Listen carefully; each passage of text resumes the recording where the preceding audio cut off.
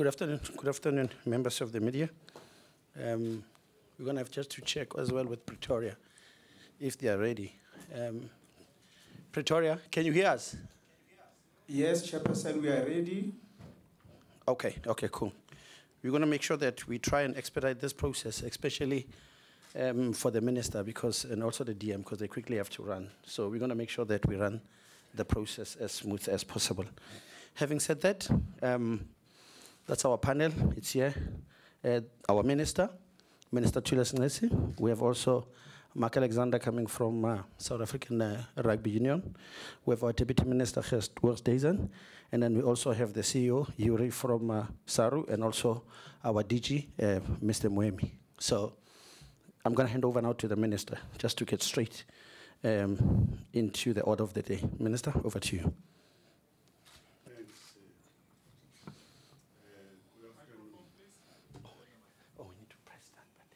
Oh, micro. Thanks very much. Good afternoon, ladies and gentlemen. The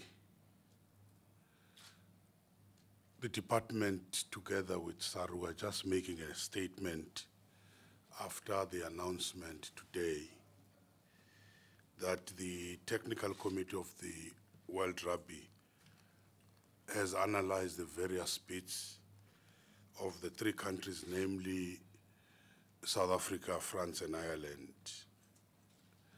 And we believe that this announcement of a preferred bidder made by the technical committee was based on three criteria: finance, infrastructure, and of course the stadia. The official recommendation, as we have just received the news, is that South Africa should host the 2023 Rugby World Cup. Remember, we have not actually won the bid as yet. We will only know the final decision of the World Cup Rugby, of the World Rugby, on the 15th of November. Of course, we have to celebrate the first step. This is great and historic day for the South African Rugby, for the World Rugby, and for the sports in general. Of course, for the South African nation. We pursued this bid because we believed it's important part of what we call nation building and social cohesion, one of our priorities as government. This was pegged as an economic bid. It largely pays for itself. It boosts sports tourism and economic activity, and it creates jobs. We also said that the bid was a triple win for the players, for the World Rugby, for the fans, and also indeed for our country. And I think much credit for this success must go to the professionalism of the South African Rugby Union bid, which was led by the President and CEO. Thank you very much, President and Yuri. You've played a very, very important role. Let us also give credit, of course, to the government, which gave the full support to the bid, providing guarantees, deploying the Deputy President to go to London. That was last month, to head up the bid team. And going forward, we will therefore be working closely with South African Rugby to communicate this message around this particular tournament, to build that kind of energy and enthusiasm that we saw in the build-up to the FIFA World Cup in 2010. In particular, we'll be organizing the public viewing sites in the proposed host cities in the same tradition as we established in 2010. Like we have said, this is the first step. The final step is on the 15th of November. We are almost there. It's just one final push. Kaya, just one final push, and then we are there. Then I will allow SARU to make its statement. Thank you, Minister. On behalf of South African Rugby Union, we are obviously delighted with the result of the process thus far. We specifically embarked on this process knowing that there was going to be an independent evaluation of the bids, and we anticipated that we would be able to go through this process on a moral high ground and be evaluated only on what we actually put forward in terms of our bid as a total package for the country as a whole. So from a South African rugby point of view, we are very happy that we're able to cross this hurdle. There's one more hurdle to cross in about 15 days.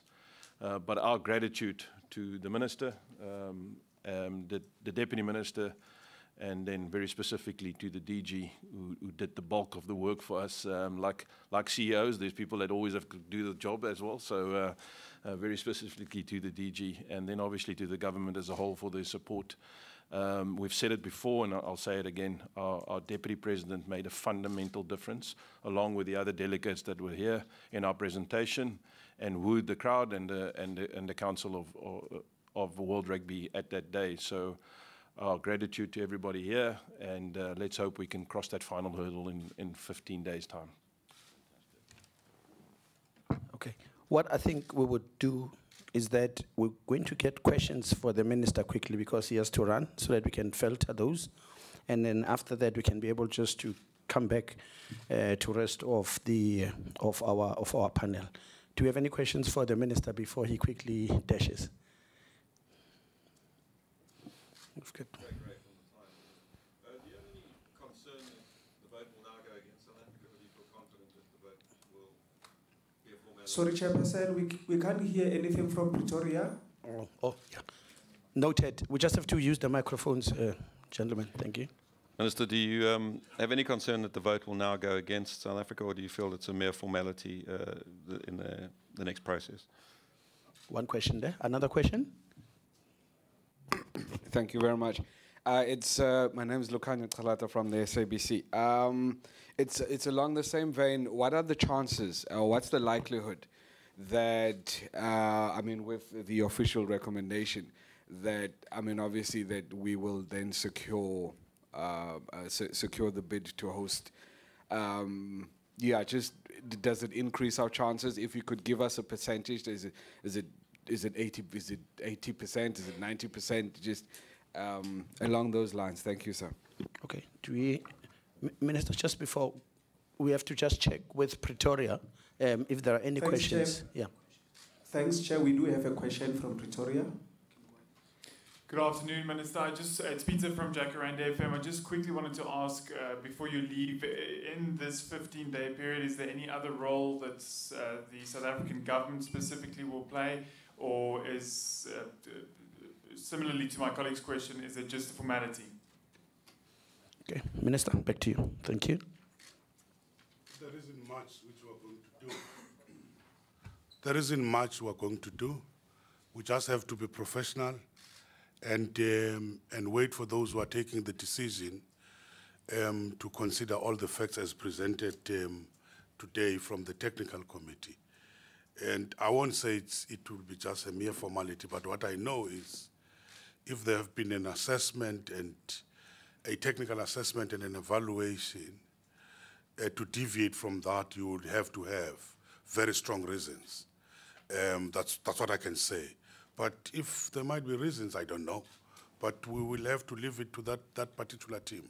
But the fact that it's 2 stages, we will have to respect that, and we will have to have the integrity, and hope that those processes will just be followed properly. Thank you. But maybe Mark and Yuri would be the right persons to answer that question for that matter. Thank you, Minister. I think World Rugby's paid a large sum of money to get consultants to evaluate the bid. I think this is the recommendation from those consultants. as the Minister says, it will be very difficult to deviate from a recommendation made by independent consultants that were appointed on behalf of World Rugby. The process was understood upfront by all the bidders, and we said from the word go, we'll respect that recommendation, even if it went against us. So I think World Rugby will respect the recommendation as far as it can.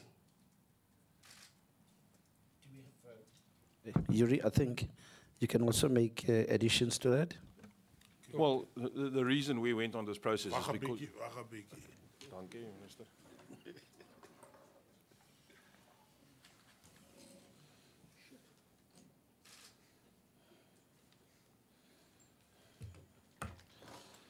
So I'm just going to reiterate. I mean, we would have not been part of this process if it was not an independent process. We knew what the guidelines were going to be. We knew what the criteria was going to be. We knew what the process was going to be.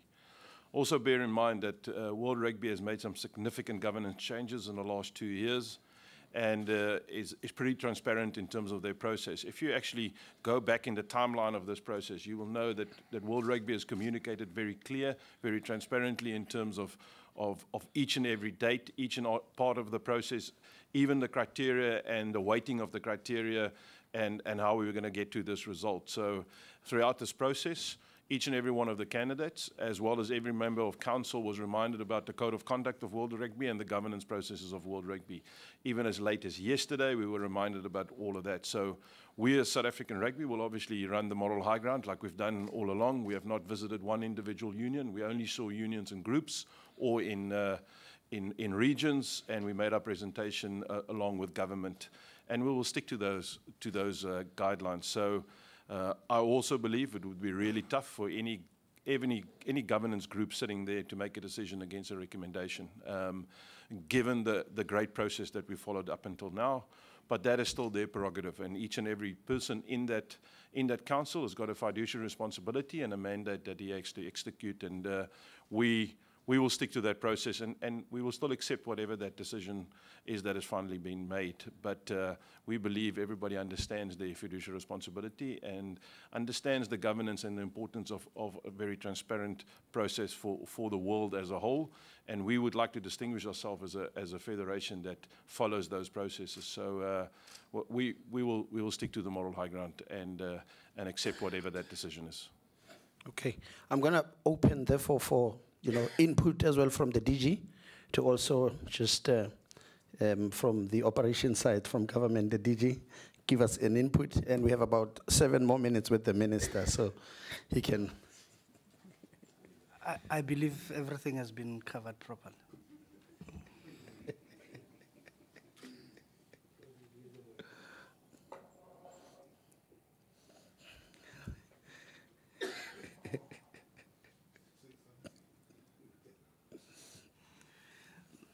No, I think Minister has covered the issue of the role of government between now and the time this happens. And our viewpoint has always been that we had evaluated what SARU did, and we had agreed as government that the guarantees we issue would be in as far as backing the bid as an economic bid. And I think the Minister in his statement had covered this point succinctly.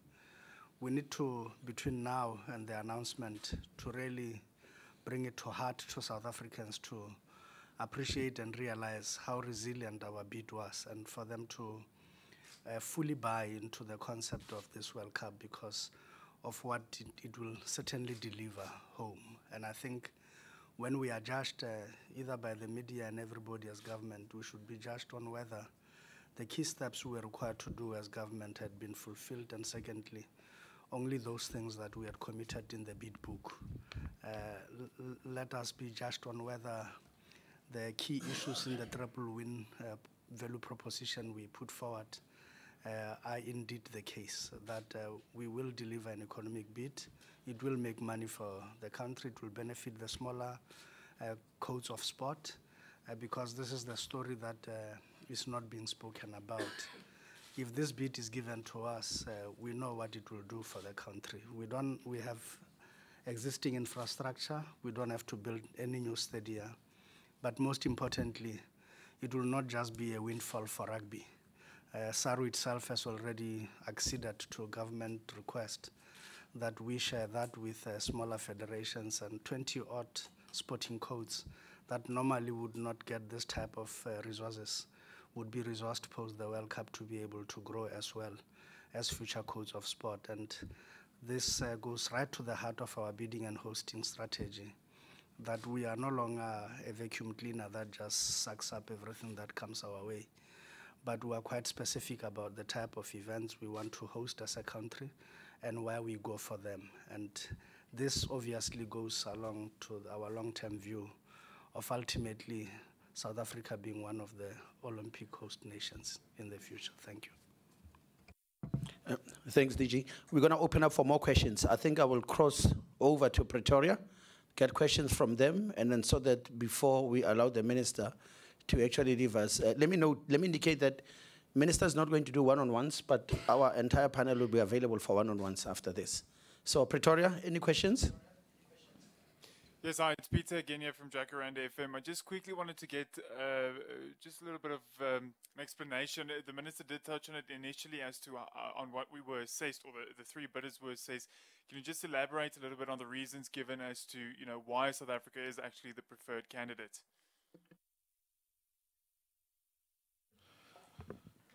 We'll ask Yuri to explain, but all I know from the Rugby Board, their statement is saying they have unanimously recommended. It's unanimous. Maybe Yuri will explain why unanimous.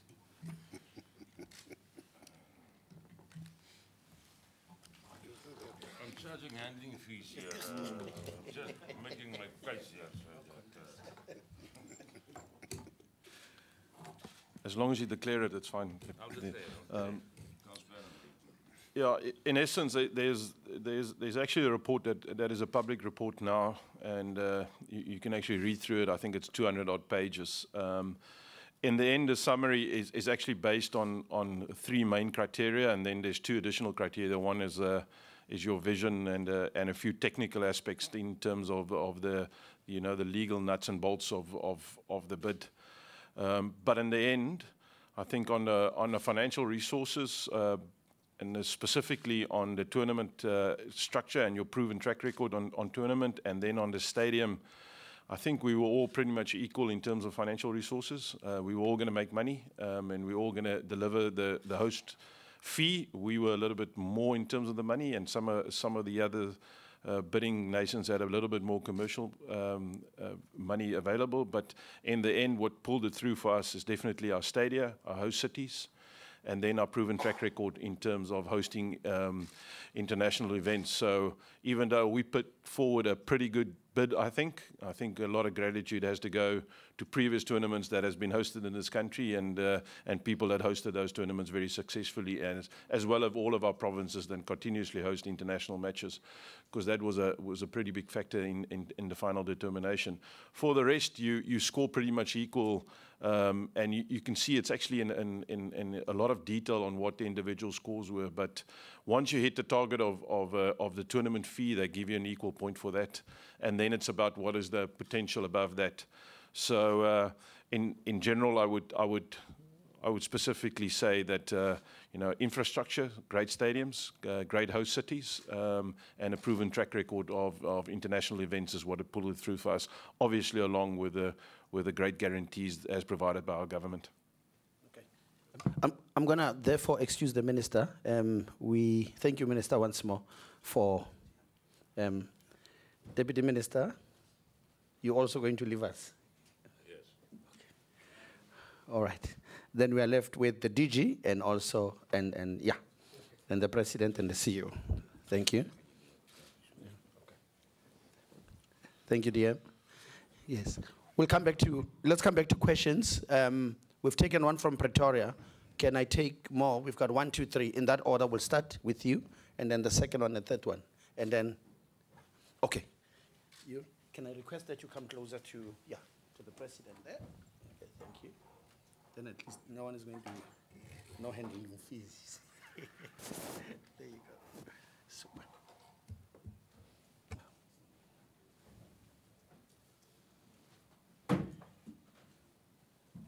Yeah. we're taking questions. We've got a question here. Go ahead, sir.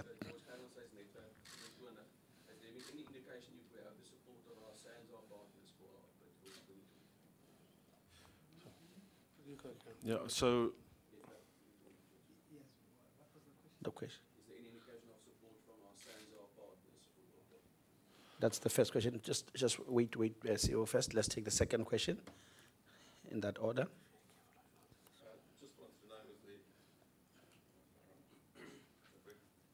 No. Yeah. Was there any indication about timing that maybe, I know it's not listed in the criteria, that South Africa, the time was right for South Africa to host the World Cup again after so many years since having it? Was that a factor at all?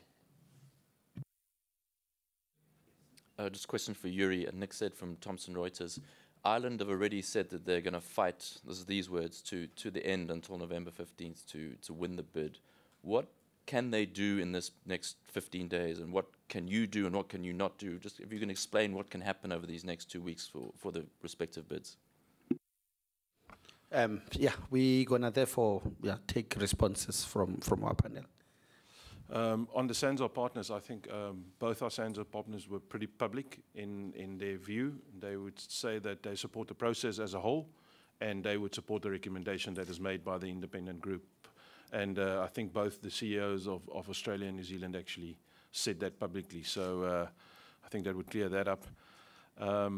In terms of the in terms of the timing, unfortunately, you know, we wanted to put forward a pretty emotional bid on the fact that it's time that it returns, but there was no such criteria. So there was no criteria, the fact that France had it in 2007, they can't have it again. And there was no criteria on the fact that we haven't had it for 20 odd years and that we should have it again. That was nothing in there. The criteria is very simple. First and foremost, finances. Second of all, your stadia. Third, your infrastructure and tournament, your vision, and then your nuts and your legal nuts and bolts on it. And you were evaluated purely on that.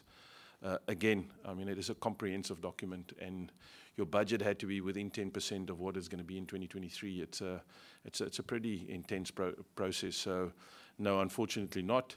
Should it be a criteria? You know, I would imagine if it's not, you will only have a few countries in the world that will be able to host a World Cup if that is not a criteria. But luckily, it's not one for now, or maybe lucky it was not one for now. So, and then finally, you know, what can we all do? Hopefully, Ireland and France will, like us, stay to the moral high ground. You know, you can't add any more information.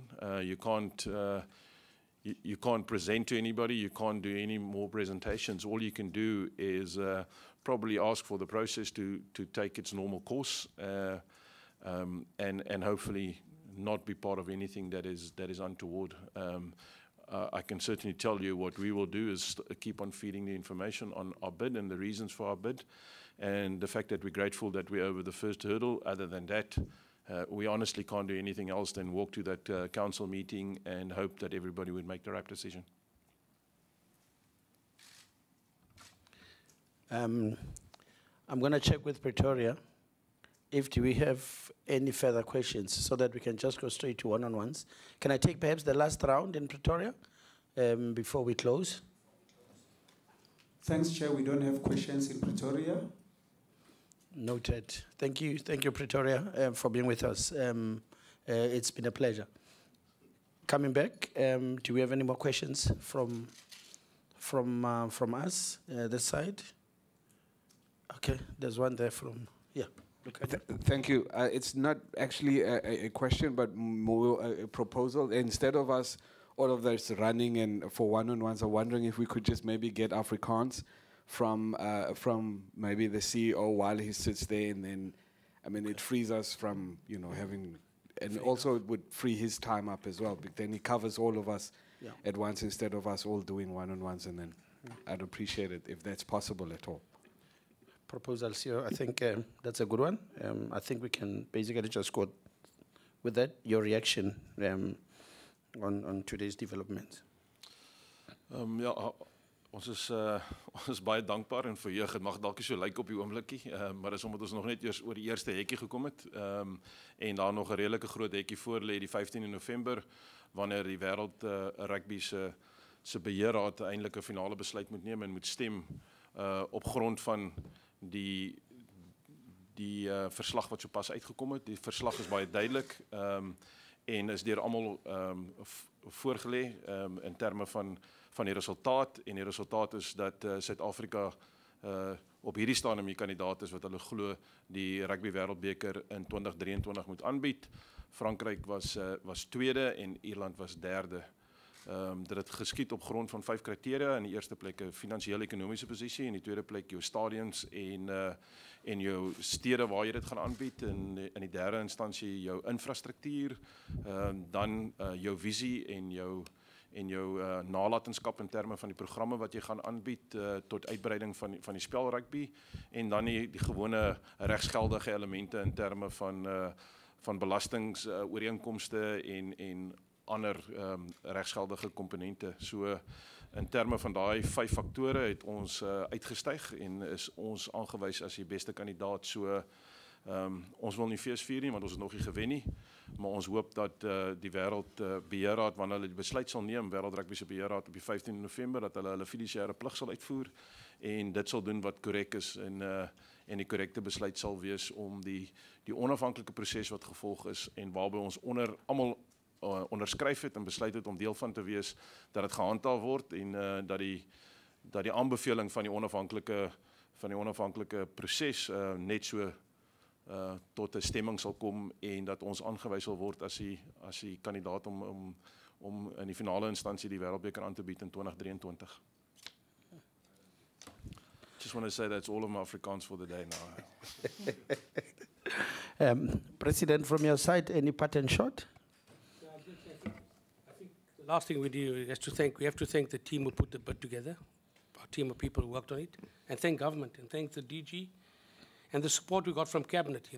Having our deputy president at the presentation was a real killer blow to the process. He spoke very well. He represented the country quite eloquently, and I think he was received well by World Rugby. Just again about the process, we'll respect the process and we will behave ethically during this process. Thank you. And then DG, from your side, any pattern shot? All we can say as government is that we should now prepare Philip to wake up. He has to wake up and bring some boom into what we can do. And I think the most important thing between now and then is we keep on making this case because a vote is a vote. I'm sure many of you remember Dempsey, and you haven't forgotten about Dempsey as yet. So, the late Charles Dempsey. So, we should keep on making the case until the vote happens. And I don't think that we can leave it to chance that we should be at the mercy of those who vote by secret ballot. But this first major hurdle is important that we have crossed it successfully and correctly so on ethical basis. And that as we approach the 15th, we have to carry the South African public and the nation together with us on that journey. Thanks. In the absence of, if there are any further questions, I would like to take them. That will be the final round from our side. But in the absence of that, I'm going to, DG? In the absence of any further questions, I'm going to close. So, ladies and gentlemen, thank you. It's been a great pleasure having you. And thanks once more for making it in such a short notice. Thank you. This brings us to the end.